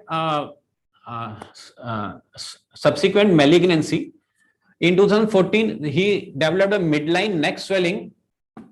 On evaluation, it was found to have a papillary carcinoma of thyroid, for which he underwent a total thyroidectomy with central lymph node clearance and high dose radioiodine therapy. The lymph node were free of thyroid malignancies, but the 2 right cervical lymph node, which he also had during the initial presentations, were positive for CLL/SLL. Coming to some family history, he also had a strong family history of carcinoma thyroid to the mother, which was diagnosed at 64 years of age, also to the younger brother at the 30 years of age. Like all the patients of CLL, our patient was also not very lucky. He also had 2 infections in 2015 and 17, for which he was hospitalized. In 2015, he had left lower lobe fungal pneumonia, which was treated for almost 6 weeks with voriconazole, and later there was a clinical as well as radiological and cultural negativity, and then he was discharged. In 2017, he developed fever with blood culture positivity for Rhizoltelia monotilica, and then he was on culture report, he was treated with cefioprizum sulbactam for 14 days after the first negative culture, and then subsequently he was discharged. In February 2017, his lymphocytes shows rapid doubling within the 6 months. So a tumor board meeting held in that this case was discussed, and a plan was suggested to treat him with FCR regimen in 2017. He received 6 cycles of FCR regimen. Last was given in July 2017. He developed the first complete remission after the 6 cycles. His hemoglobin was 11. Total count was 8,1700. Neutrophil, this time being the predominant one, with lymphocyte being only the 9%. Platelet was 1.5 lakh, and then he was on a regular follow-up. In 2018, he had again a relapse of CLL with total count rise to 97,000, along with a new lymph nodes in the submental region. But hemoglobin and platelets were within normal limit. A whole body PET CT was done, which showed FDGV, avid, supra and infradiagrammatic lymph node, along with bilateral cervical level 1B, 2, 3, and 4 lymph node, which largest being the 2 centimeter in the level of 1B, along with diffuse tonsillar swelling. There were no organomegaly this time again. Lymph node biopsy from level 1B again showed the features of CLL/SLL. This time he was planned to give 6 cycles of R-Benda, but unluckily after the 3rd cycle on November 2018, he developed skin lesions, which were bullous skin lesions, and on dermatological evaluation, it was suggested that it's a drug-induced lesions, with skin biopsy showing intraepidermal bulla and dermal deposits of eosinophil, likely drug-induced. And previously also he has taken 6 cycles of rituximab, this type also. So a drug of bendamustine drug allergy was suspected. He was started on steroids, completed treatment in July 2017 with resolution of the lesions, and the further doses of R-Benda was deferred. In 2019, he had a sudden platelet fall. We thought, is it a disease progression or what? But luckily, we found that it's a dengue-induced thrombocytopenia. Then the patient recovered from it, discharged, and he was on follow-up. Then the options of ibrutinib or allogenic stem cell transplantation was discussed, and patient wanted some time for the decision for the same, and he planned, and more time he wanted because he was going out of India for a longer stay for his work in the Middle East. As he was not able to take a decision for the disease, he was started with tablet chlorambucil 5 milligram BD 2 out of 7 days. That then the time of COVID pandemic first time came. He was on chlorambucil only for 2 months in the later half of 2019 without the treatment in the first 3 months of 2020. Disease progressed. This time in 2020, whole body PET CT shows bilateral supra and infradiaphragmatic lymph node with persistently diffuse asymmetrical uptake in bilateral tonsils, and also increase in the total WBC count with no organomegaly at this time again. In April 2020, he was started with, after cardiac clearance, he was started with tablet ibrutinib 420 milligram once in a day, and he was regularly followed up. They were initially weekly follow-up were there of CBC, but to present the data, I have gathered the 2020 CBC parameter on which his hemoglobin and platelets were usually all the time since the diagnosis were within normal limit. As there was increased WBC count, the decision was to started with ibrutinib was taken after the starting from lymph node. As we all expect on ibrutinib, they were the peripheral pooling. Subsequently, the WBC started coming down.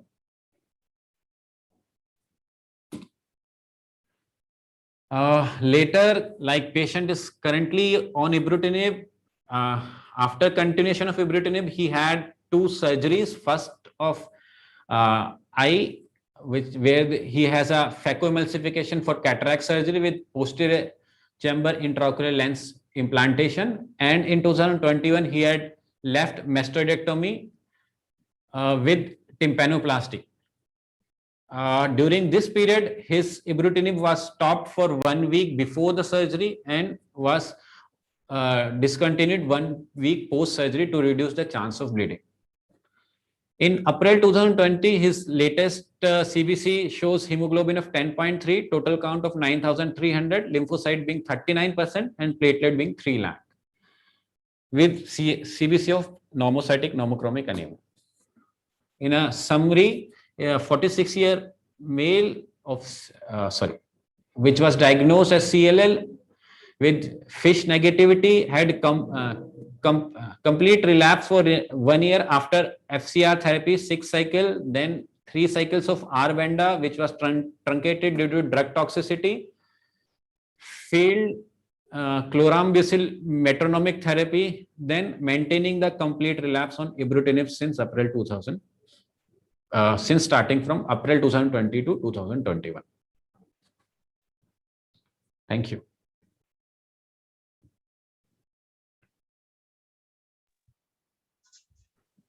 Dr. Manoj. Yeah. Dr. Manu, you can go ahead with the discussions. Yeah, thank you, Chitresh, for that presentation. So, can I see who's participating? So this case signifies that we could see right from beginning how things went on throughout the starting from a asymptomatic stage till multiple relapses, as well as he required multiple chemotherapies. So, Dr. Chepsi, what would your view on this case?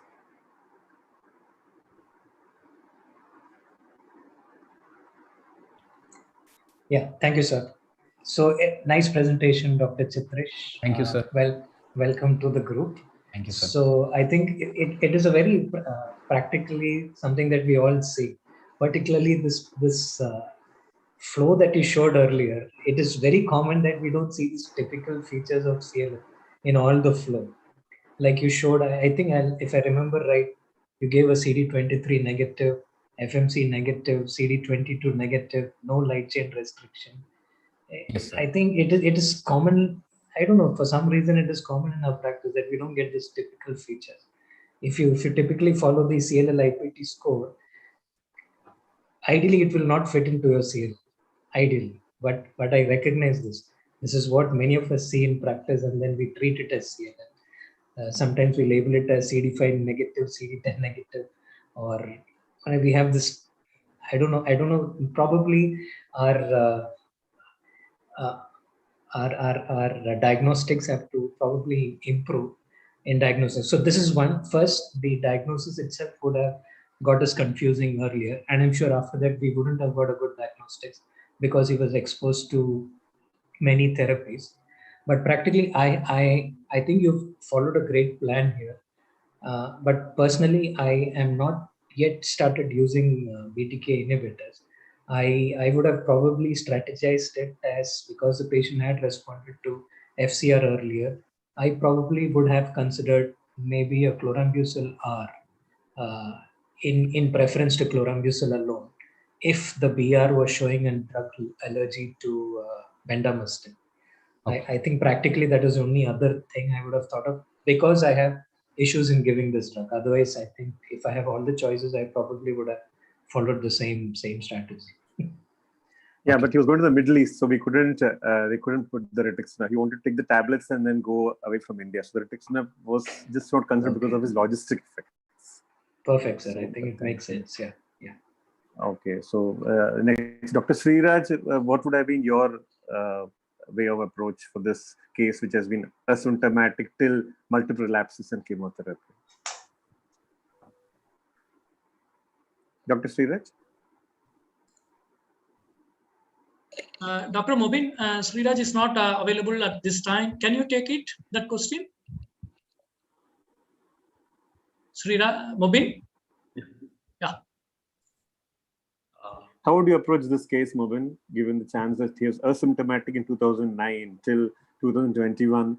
Would you have a different approach, or what would be your algorithm for seeing this case in our setup we have? Yeah, sir, I just wanted to clarify this skin lesions following bendamustine, which we often see when we use BR, maybe by third, fourth cycles, and it used to last, once you stop also beyond. Is that same kind of lesion, or it's like an anaphylaxis to bendamustine? No, it was the regular bendamustine-induced itchy lesions, which we usually see by end of third or fourth cycles of bendamustine, and which persists for even after that. So, if this patient had very intensive lesions all over his body, and so one couldn't proceed beyond 3. In many cases, of using bendamustine other diseases, we do use steroid cover and continue the thing, especially if it is a mild reactions. But for this patient, it was really difficult to proceed. So we had to stop it, after 3 cycles. It was a classical bendamustine-induced reaction, which our dermatologists are they are very experienced seeing and get diagnosed as early as possible. This is the way we can manage it in our settings, sir. Just manage it very reasonably, appropriately.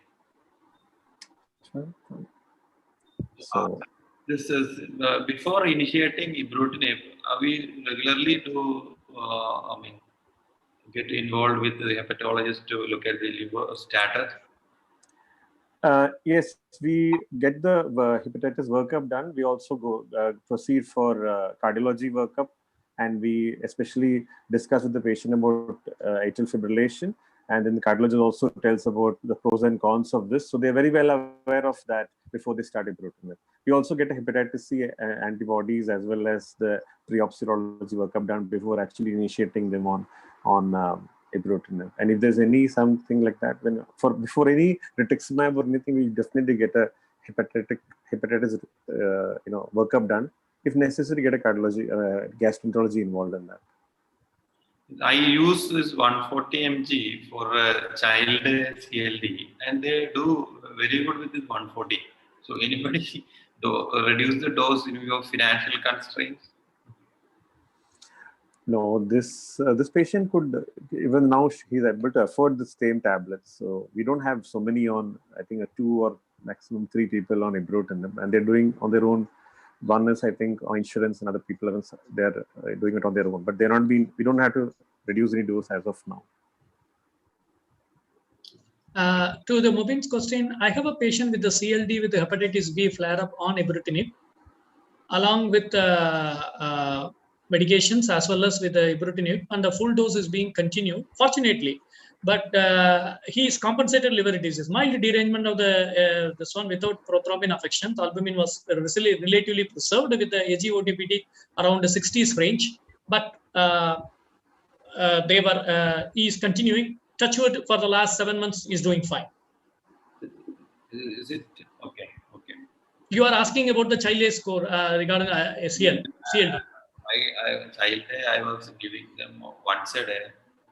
Regarding the ones no, in fact, I am full dose. I am giving it with this one. There was no problem. That's what I would like to say.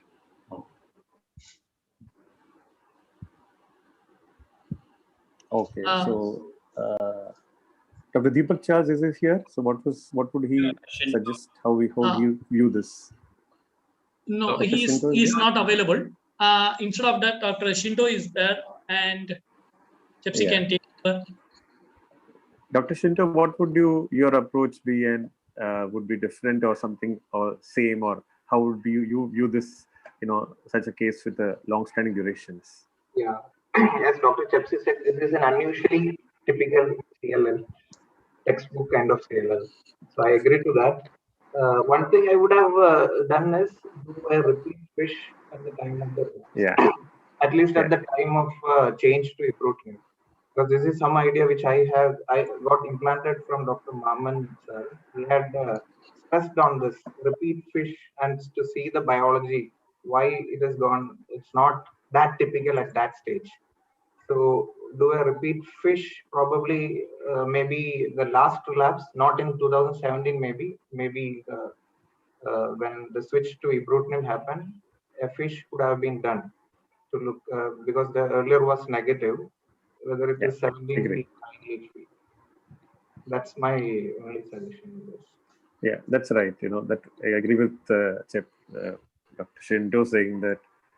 As the new guidelines also says that before any start of any new protocol, we should do a fish to see if the progression or worsening of the parameters. That is there, yes. But this is quite rare disease, and these algorithms are yet to sink in. Thank you, Shinto. Manoj, for the question, contained in the context of Dr. Shinto's question. Now, repeat fish, even if you are doing it, we may pick up the routine what we are expecting. But yes. Still we are missing it. So the problem is we are end up in using the entire 57 genetic leukemia genetic markers. And is there any way we can tune it for 1 or 2 gene markers anybody is doing, like for a CLL P53, something like that? If not SF3P or something like that, only P53, anything? That I think we need to look into that, because now the protocol says that P53 is a must, whether it is an initial or relapsed when you are thinking about it. And we are not doing it because it's not necessary that it will pick up. I am not sure they're doing separately one, but then mostly it's panels what they do, and then that cost exceeds. But then I think that's fine, because so for routinely we've not been doing everybody because of probably the large panels which is involved. Even some of the people are saying that even the leukemia genetic marker, the P53 may not be sometimes picked up all the time. Something they were telling that. I'm not sure about that. Shinto, anything on that information? Like when we are doing that leukemia genetic marker 57 P53, sometimes will it pick up all the time? No, we do as a generic package kind of this genome, not really looking into specifics of anything. Like FLD3 may not be picked up, something like that. I have a question to my panel members. Whether if it's a stage 0 RAI, in a stage 0 RAI, asymptomatic, so is baseline fish done by everyone, or if say it is a stage 0 fish 17p is positive, is there any indication to treat? Not really, right? So no. may not do Absolutely. When you're not stage 0, when you're saying it, we are not going to treat it. When you're not going to treat it, we are in Indian scenario, not in a research institutions. We are not going to do that. Yeah. But again, the handicap is that even when you are doing the fish, we are not doing the P53, which is a must. Yeah. In the current scenario. That is the reason. Sir, it is not that we have to do the P53. Probably the practical approach would be like what we are already doing. Fish you get and do. And only in cases which fish is going to miss, probably the role of, because cost is really an issue.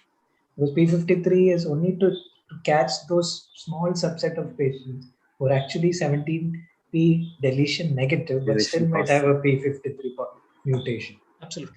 Absolutely. The second thing is, in the same context, karyotyping I have not done for the CLL.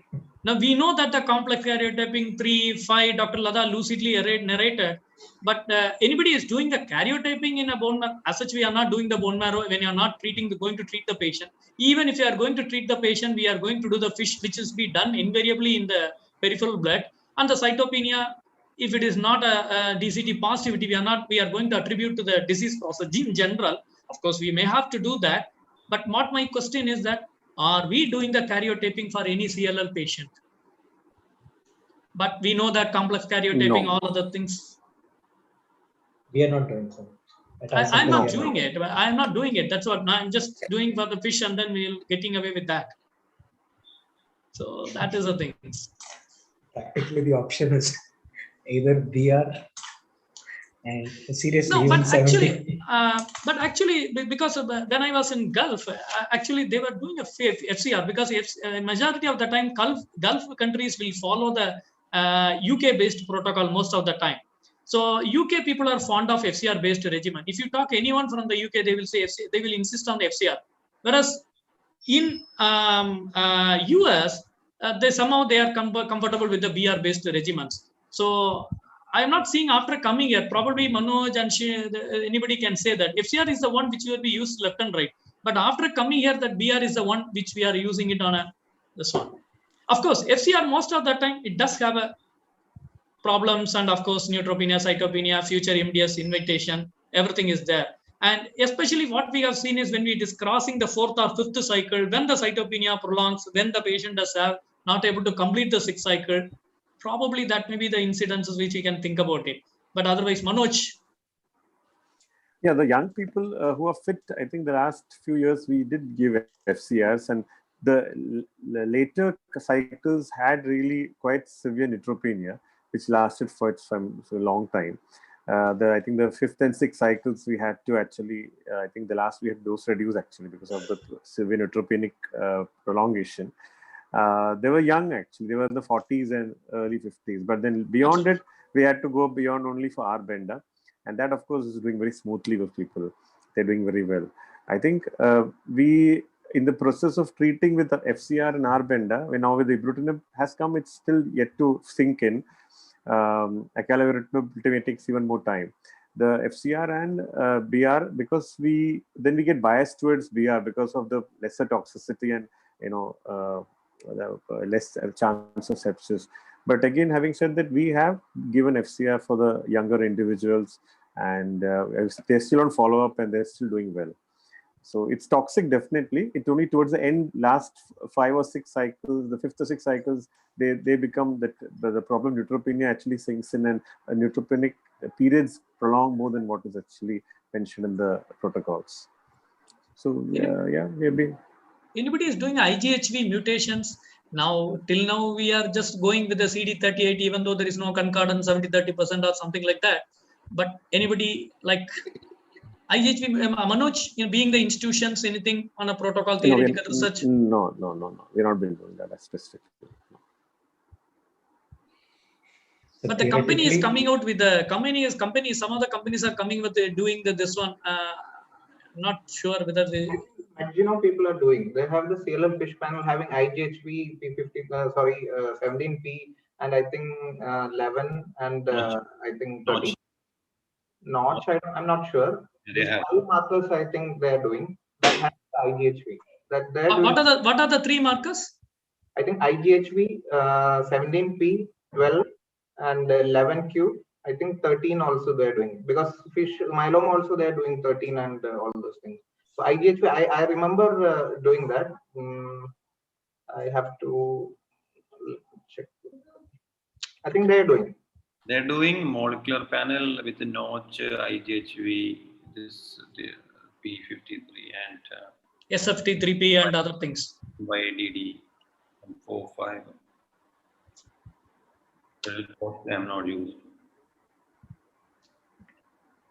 Manoj?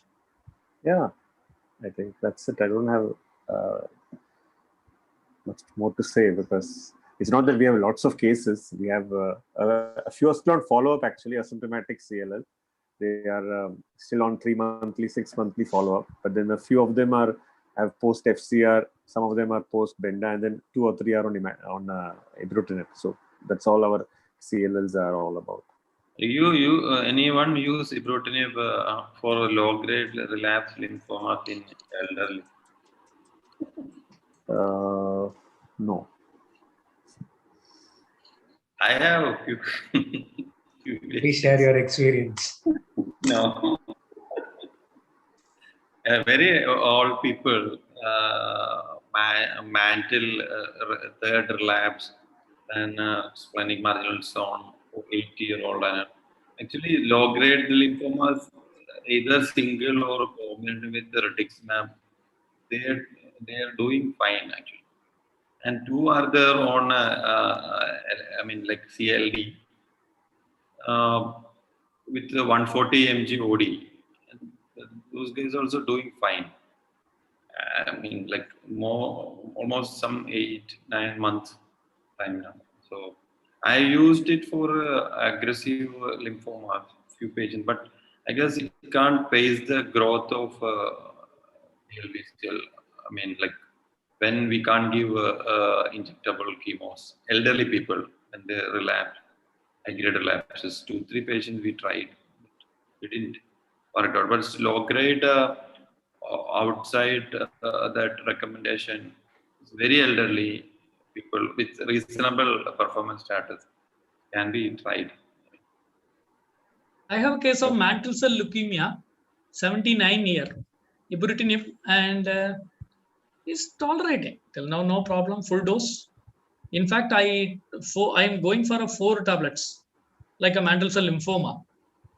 And he had the one asymptomatic on a routine clinical examination, which I have put it forward that this one atrial fibrillations. So now we are giving it 3 now. Well, I'm a bit scared. That's interesting. Manoj, anything? If I'm not yet, I don't know. And people on this had acute MI, they put on dual antiplatelet. What days not much of bleeding. Then one patient had a mediastinal, just like nodes which biopsied to have TB. TB reactivation was there. So one mediastinal EBUS biopsy, another had a intestinal granuloma, which we thought initially was PET hereditary disease, but biopsy was granuloma. 2 patients. Regarding this particular case, in view of this infection association with the ibrutinib, he had some fungus infections. He was treated with the oriconazole in the interim period. So being put on the ibrutinib, as we have some of the cases has been studied that there was a flare-up of the fungal infections. So probably we may have to put on antifungal and dose reduction caveat. Something has been thought about it. Yeah, there's no dose reduction, Ramaswamy, for this. He had a fungal infection in 2017, 2 or 3 years ago. That's correct. 3-4 years back. Having set the history, so they are even that time he didn't have any medication. Even he didn't have any chemoimmunotherapy. That point of time he had the infection. So all the more when he is put on that, there is a chance of flare-up of the fungal infection being the common sense.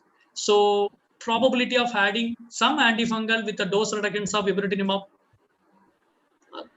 Yeah, there was with with the antifungal. He's not That an time Indian. He's only Orikonoso. That time Orikonoso. No, yeah. Now only he is that not on time. it. He was seen by infectious disease department, and they told there is no more need to do anything. And he has been asymptomatic since then. He never had any problem after that. He after that, almost 2 years have passed. Now he's ibrutinib since almost a year. He never had any issues with ibrutinib. Also, he had this cholesteatoma in the in the ear, for which he underwent a surgery just 2 months ago. And that was anyway more of infection. There was no evidence of any fungus in that or anything else. So that was the prime reason we had stopped a week before of the surgery, ibrutinib, and we started a week after. But then there was no infection complications at all for the most the 1 year he was on actually on that. But of course, we have kept it in our sight that he had an old history of fungal infection. So we haven't started any prophylactic fungal as yet. He didn't have any problems at all for the last 1 year. He mentioned hypogammaglobulinemia, but what about the current gamma globulin status? Because he had a mastocytitis, unexplained mastocytitis. Why should you have it? So IgG level is slightly low, but IgM, IgA is normal. IgG is 530, slightly lower. So maybe the reasons. Issue, right? FACO emulsification, something was done. What was that? Eyes for the cat. Okay. Because ibrutinib can cause something called a cystoid macular edema, which we had published from Rajiv Gandhi. Okay. So this is not that, I believe. No, this is not. This was basically he had the other major surgery was the cholesteatoma. Okay.